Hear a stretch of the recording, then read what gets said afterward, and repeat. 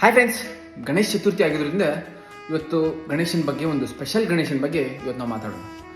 So ಇವಾಗ ಒಂದು 15,000-20,000 ಜನಸಂಖ್ಯೆ ಇರುವಂಥ ಊರುಗಳಲ್ಲಿ ಎಷ್ಟು ಸಾರ್ವಜನಿಕ ಗಣಪತಿಗಳನ್ನು ಕೂರಿಸ್ಬೋದು ಗೆಸ್ ಮಾಡಿ.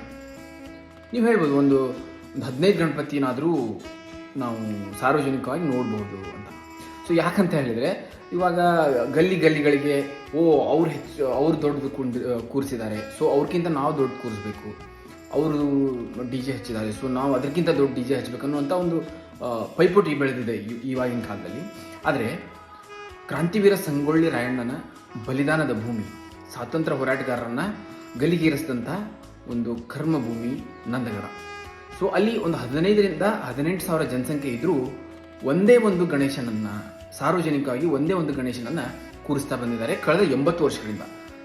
ಹೌದು ಫ್ರೆಂಡ್ಸ್, 1944ರಿಂದ ಇವಾಗಿನವರೆಗೂ ಸಹಿತ ಆ ಒಂದು ನಂದಗಡದಲ್ಲಿ, ಬೆಳಗಾವಿ ಜಿಲ್ಲೆಯ ಖಾನಾಪುರ ತಾಲೂಕಿನ ನಂದಗಡದಲ್ಲಿ ಒಂದೇ ಒಂದು ಗಣೇಶಾರಾಧನೆಯನ್ನು ಮಾಡ್ತಾ ಬಂದಿದ್ದಾರೆ. ಅದು ಬಜಾರ್ ಪೇಟೆ ಅನ್ನುವಂಥ ಒಂದು ಪೇಟೆಯಲ್ಲಿ 1944ದಿಂದ ಇವಾಗಲೂ ಸಹಿತ ಒಂದೇ ಒಂದು ಗಣೇಶ ಮೂರ್ತಿ, ಊರಿಗೆ ಒಂದೇ ಗಣೇಶ ಮೂರ್ತಿಯನ್ನು ಕೂರಿಸಿ ಏಕ ಗಣೇಶಾರಾಧನೆಯನ್ನು ಆ ಜನರು ಮಾಡ್ತಾ ಇದ್ದಾರೆ. ಎಷ್ಟು ಒಂದು ಮಾದರಿಯಾಗಿದ್ದಾರೆ ಅಂತಂದರೆ ಆ ಹಳ್ಳಿಯವರು.